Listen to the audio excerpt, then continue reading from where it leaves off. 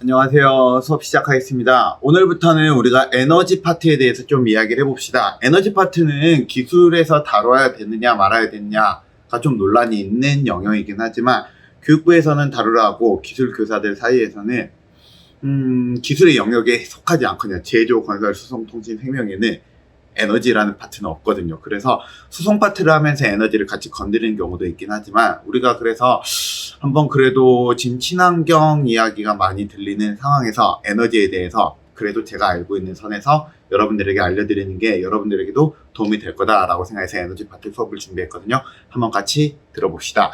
오늘 배울 에너지는 먼저 알려면 에너지라고 말하는 거는 대부분 동의어가 전기입니다. 그럼 전기를 어떻게 만들어야 할까요? 전기를 만드는 방법에 대해서는 여러분들이 대부분 과학 시간 3학년 2학기쯤 배울 겁니다. 바로 무엇으로 만드냐면은 자석을 이용해서 만든답니다. 일단 이것부터 개념부터 기억을 하고 가시기 바랍니다. 전기를 만들기 위해서는 전기장이라는 개념을 이야기하고요. 두 번째는 자기장이라는 말을 씁니다. 이 자기장이라고 말하는 거는 자석, 여러분들이 알고 있는 N극과 S극으로 이루어진 그거 맞고요. 이 자석이 지나가서 자석이 흐르는 힘으로 만들어진 이 자기장이 전기장과 아주 밀접한 관련을 갖고 있는데요. 얘가 흔들리면 얘가 같이 흔들려요. 그래서 우리가 전기를 만드는 방법은 이 자기를 흔들어서 전기를 만드는다 해서 우리가 전자기 유도 현상이라고 보통 이야기를 많이 한답니다. 그래서 그러면 자기를 어떻게 흔드냐? 그냥 자석을 흔들면 돼요. 단지 그냥 흔들면 어떻게 흔들면 어떻게 전기가 나온다는 거는 과학 시간을 배우시고요. 흔드는 방법들 중에 제일 쉽게 사람들이 생각할 수 있는 방법은 주로 무엇을 이용하냐면 대굴대굴 굴리는 방법을 많이 이용해 준답니다. 그래서 대부분의 발전기, 우리가 전기를 만드는 시설은 대부분 이렇게 굴려주는 시설로 이루어져 있고요. 그 굴려주는 모습이 이런 모습, 더 정확하게 보여준다면 발전소는 이런 모습으로 보통 이루어져 있답니다. 그래서 전기를 만드는 방법은 쉽게 말하면은 굴려서 만든다라고 생각을 하시면 되고요. 그러면 우리가 전기를 만들어서 굴려서 만드는 거는 우리가 이야기했는데, 그럼 우리 이제 반대편을 좀 이야기해 봅시다. 전기랑 자기가 서로 영향을 받는다 말이 무슨 뜻이냐면은 우리가 자석을 굴려주면은 전기가 만들어진다라 했는데요. 이걸 반대로 말하면 무슨 말을 할 수 있냐면 전기를 움직이면은 자석이 움직인다라고 말할 수도 있습니다. 그래서 방금 전에 보여줬던 이 그림을 기준으로 이야기하자면 우리가 지금 여기에서는 선풍기를 돌려줬더니 전기가 만들어진다 였는데요. 여기에다 만약 건전지를 놔두면 어떻게 될까요? 그러면 전기가 자기를 움직이게 된답니다. 이걸 우리 뭐라 말하냐면 전동기, 다른 말로 모터라고 부른답니다. 즉 모터하고 발전기는 서로 반대되는 개념이다 라고 생각을 하시면 정확하게 이해하는 거예요. 자, 아시겠죠? 이제 기본 개념에 대해서 필기 한번 해보겠습니다. 발전기라는 건 그래서 무엇을 가지고 전기를 만드는 거냐? 역학적 에너지를 가지고 전기 에너지를 만들어주는 걸 보고 말한답니다. 움직이는 힘을 가지고 전기 에너지. 그래서 필기할 때는 역학적 에너지를 전기 에너지로 변환하는 장치라고 이야기하면 되고요. 그래서 대부분의 발전기는 무슨 현상을 이용한다? 전자기 유도 현상을 이용한답니다. 여러분들이 그래서 고등학교 올라간다라면은 우리가 플레밍의 왼손 법칙과 오른손 법칙에 대해서 배울 수가 있어요. 그게 여기랑 연관이 되는 거예요. 그래서 다시 한번 말할게요. 전기라고 말하는 거는 역학적 에너지를 전기 에너지로 변화하는 장치를 발전기라고 부르고요. 대부분의 발전기는 전자기 유도 현상을 이용한답니다.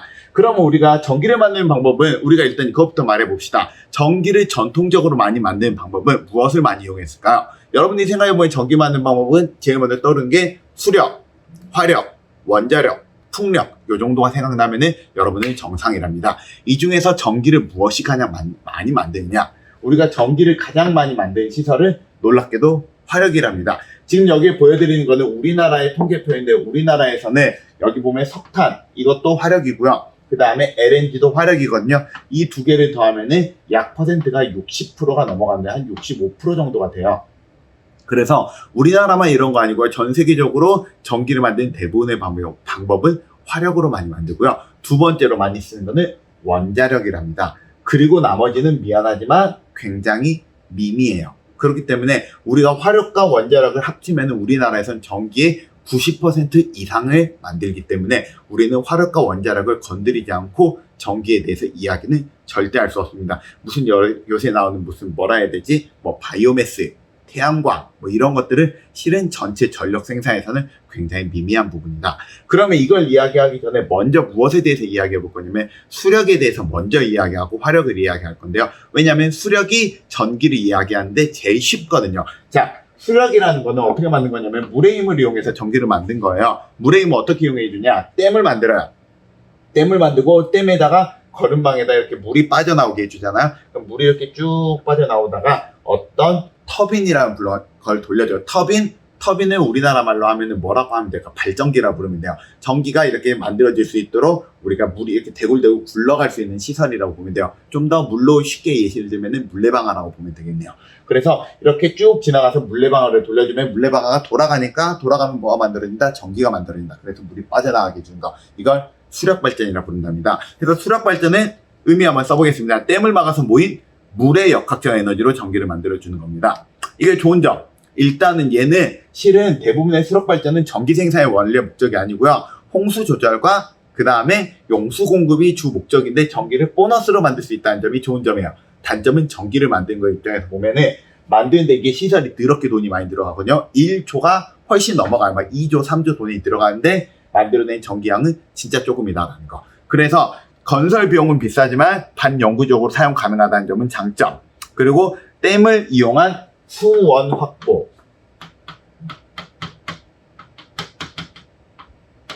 또는 홍수 조절 이런 부수적인 효과를 누릴 수 있다는 점 좋은 점. 대신에 설치 지역이 제한적이고 전기를 조금밖에 못 만든다는 점은 단점이 되겠고요. 이 수력발전은 좋은 점이 하나 또 있어요. 바로 뭐냐면 이 수력발전에 이 물을 이용하면은 전기를 저장시킬 수 있습니다. 실은 우리가 전기라는 건 저장이 되는 시설이에요? 안 되는 시설이에요? 전기는 저장이 안 돼요. 우리가 쓰고 있는 모든 전기는 지금 방금 화력이나 원자력 발전소에서 만든 전기를 곧바로 쓰는 거거든요. 그런데요, 얘는 어떻게 전기를 저장시킬 수 있느냐? 바로 전기를 양수발전이라는 걸 이용해서 저장을 시킬 수 있는데요. 양수발전이라는 거는 뭐냐면은 우리가 산 위랑 산 아래에다가 저수지를 두 개를 만드는 거예요. 그리고 낮에는 우리가 일단 얘기하지 않고 밤에 대해 먼저 이야기해볼게요. 밤에 사람들이 전기를 잘 안 쓸 때 전기를 우리가 이용해가지고 여기 있는 물을 위로 올려줍니다. 왜냐하면 여기에 있는 이 발전기라 부르는 게 발전기에서 몇 개의 코드만 바꿔버리면은 이게 반대로 모터가 될 수 있기 때문에 그냥 바꿔줘 버린다. 쭉 해서 전기를 올려줘. 전기로 물을 올려준 다음에 여기 물이 저장이 돼 있잖아. 낮에 이렇게 물을 쭉 내뿜어주는 거야. 하면 낮에는 전기를 만들고 밤에는 우리가 물을 올려주는 시설이 되니까. 그럼 한 가지 물어볼까요? 이 시설은 효율이 좋을까요? 나쁠까요? 효율이 당연히 나빠요. 왜냐면은 그냥 멀쩡한 이 물을 올렸다 내렸다 하면서 전기를 소모하니까 효율이 당연히 떨어질 수밖에 없는데 왜 이런 짓을 해주냐? 두 가지 특징 때문에 그렇습니다. 첫 번째, 전기라는 건 있잖아. 만드는 양과 쓰는 양이 비슷해야 되기 때문에 그렇습니다. 무슨 말이냐면 지금 현재 발전소에 만든 전기량이 100인데요. 우리가 만약에 120의 전기를 쓰면 어떻게 될까요? 그럼 전기가 다 꺼져버린답니다. 블랙아웃이라고 보통 부르거든요. 그래서 만드는 양보다는 적게 써야 돼요. 근데 100을 만드는데 50밖에 전기를 안 쓴다. 어떻게 될 것 같나요? 그러면 뻥 터져버려요. 전기가 과전류가 흘러서. 그래서 전기는 만든 양과 쓰는 양을 비슷하게 맞춰줘야 되는데 놀랍게도 두 번째로 발전기는 있잖아. 전기를 계속 한 번 만들 때 꾸준히 만드는 게 전력을 만들 때 돈이 싸게 먹혀요. 그렇기 때문에 한 번 발전기를 돌리면은 웬만하면 잘 꺼트리지가 않아요. 그러다 보니까 전기를 많이 쓸 때가 있고 적게 쓸 때 있잖아. 어쩔 땐 전기가 모자랄 때도 있고 전기가 남을 때도 있어요. 주로 낮에는 전기를 많이 쓰고요. 밤에는 사람들이 자니까 전기를 적게 쓰거든요. 근데 이 밤에 그래서 전기가 남는단 말이야. 남는 전기를 여기로 보내준다면 그 전기를 이용해서 우리가 저장이 가능하기 때문에 효율이 나쁘지만 이걸 이용해주면은 낮에 우리가 필요한 전기를 얘가 만들어줄 수도 있고요. 밤에 쓸데없는 전기를 이용해줄 수도 있죠. 그래서 이건 첨두 생산이라고 이야기도 하기도 하는데요. 이렇게 전기를 필요할 때 조금 쓸 수 있도록 올려주고 내려주고 하는 작업을 해주기도 한답니다. 그래서 양수발전이라 써있는 말 그대로 읽어드리겠습니다. 산 위아래에 저수지를 만들고 전력 수요가 낮을 때 하부의 댐을 상부로 끌어올려 저장 후 전력 수요가 높을 때 물을 떨어뜨려 전력을 생산하는 방식을 뜻한답니다. 아시겠죠? 자, 이제 제대로 된 거 한번 이야기해 봅시다. 바로 뭐냐면 화력발전. 화력발전이라고 말하는 거는 화력발전의 의미는 외연 기관이 가장 대표적인 건데요. 쉽게 말하면 돼요. 우리가 전기를 만들기 위해서 무언가를 태우면 돼요. 불로. 태운다. 무엇을 주로 불로 태우냐? 물을 태워요. 물을 정확하게 말하면 끓이게 되면 물을 끓이면 뭐가 나올까요? 증기가 나와요. 왜 이 증기를 만들려고 하느냐? 우리가 아까 전기를 만들 때 주로 무엇을 돌려준다 했잖아? 프로펠러를 돌려준다 했잖아. 프로펠러를 돌려주기 제일 유리한 거는 물이나 공기란 말이에요. 물을 돌려주는 건 수력이고 대부분 나머지 공기로 돌려줘야 되는데, 그러면 커다란 공기, 바람을 이용해서 돌려줘야 되는데, 우리가 바람을 가장 쉽게 만들 수 있는 방법이 물을 증기로 만든 거야. 그래서 그 증기는 순식간에 부피가 커지니까 얘가 어마어마하게 센 바람으로 만들어질 수 있거든. 그래서 이 바람의 힘으로 돌려주기 위해서 우리는 물을 끓여주고요. 그럼 물을 어떻게 끓여주냐? 보일러에다 물을 집어넣는 거야. 물을 집어넣어주면 이 물을 여기에서 여러 가지 재료를 이용해서 주로 석탄이나 석유를 이용해서 물을 끓여주겠지. 끓여주면 물이 증기가 되는 거야. 그럼 그 증기를 터빈이라고 부르는 프로펠러에다가 넣어주는 거지. 얘가 대굴대굴 굴러가면서 전기가 만들어질 거란 말이야. 전기가 만들어진 전기가 이렇게 빠져나가고요. 만들어지고 난 다음에 이 증기는 이쪽으로 내려오면은 이제 쓸모없는 증기가 돼요. 이걸 보통 폐열이라 부르거든. 이 쓸모없는 증기는 물에다가 집어넣어요. 그럼 어떻게 될까요? 순식간에 식으면서 다시 물이 된답니다. 그러면 만들어진 물을 다시 여기로 넣어줘요. 이해돼요? 그래서 여기서 물은 어떻게 순환이 되냐? 물을 끓여주고 증기가 돼서 터빈을 돌려주고 곡수기라고 부르는 곳에서 다시 물을 만들어주고 다시 돌려주고, 물은 이렇게 순환이 되고요. 그 다음에 연료는 이렇게 넣어주게 되고요. 전기는 빠져나가게 된답니다. 이해했죠? 이제 복잡한 그림으로 알려드릴게요. 복잡한 그림을 봅시다. 뿅! 방금 전과 똑같은 내용이에요. 자, 여기 가운데 보일러 보이죠? 이 보일러에서 전기를 만드는 거야. 아니, 보일러에서 물을 끓이는 거야. 물을 끓이기 위해서 이쪽부터 이렇게 돼 있는 게 바로 뭐냐면은 우리가 연료의 움직임이에요. 연료는 석탄을 가지고 쭉 가져와서 갈아가지고 석탄을 때우고 남은 석탄은 우리가 이렇게 위로 버려주는 거. 해서 석탄의 움직임은 이쪽으로 움직이고요. 전기는 당연히 여기 발전기라고 부르는 터빈에서 만들어져서 전기 이렇게 빠져나가는 거야. 그러면 물은 어떻게 움직일까? 물은 여기에서 증기가 만들어져서 여기 돌았다가 물속에 퐁당 들어갔다가 다시 물에서 나와가지고 다시 이렇게 돌아가는 거예요. 그래서 다시 한번 말해드릴게요. 우리가 연료는 이렇게 들어와서 갈아가지고 연료는 이렇게 빠져나가고, 연료의 움직임, 그 다음에 물의 움직임, 이렇게 물은 움직여요. 그 다음 전기는 이렇게 빠져나가게 되는 움직임. 이게 우리가 대표적인 전기를 만드는 화력발전의 가장 기초적인 원리랍니다. 아시겠죠? 그래서 화력발전은 주로 이렇게 움직이니까 석탄으로 만든 거 이렇게 만드는데요. 화력발전의 의미를 잘 보시기 바라네요. 화력발전의 의미는 뭐냐? 연료를 태운 열로 물을 끓여서 만든 증기로 터빈을 돌려서 전기를 만드는 거고요. 이때 중요한 거는 석탄, 석유, LNG, 생활폐기물, 바이오매스 등 다양한 원료로 할 수 있습니다. 이 중에서 제일 큰 거는 석탄과 LNG예요. 근데 석탄 이렇게 하면 되는데요. 문제는 LNG예요. LNG는 이렇게 하기에는 아쉬운 게 하나 있어요. 바로 뭐냐면 LNG를 가지고 우리는 가스 터빈 기관이라는 걸 만들 수 있다는 거지. 가스 터빈 기관이 뭐지? 우리 비행기에서 썼던 엔진을 보고 말해요. 비행기 엔진은 내연기관이잖아요. 내연기관을 이용해서 우리가 연료에 폭발하는 그 힘을 이용을 해서도 우리가 무언가를 돌려줄 수 있었잖아. 그러니까 사람들이 어떤 생각을 하게 되냐면은 그냥 이렇게 보일러에서 끓여주는 게 아니라 이 끓어질 때 얘가 부피가 팽창하는 힘도 우리가 돌려주는 걸로 이용을 해주면 안 될까라고 고민을 하게 됩니다. 그래서 나온 게 바로 뭐냐면은 복합 화력 발전이라는 거예요. 어떻게 만든 거냐?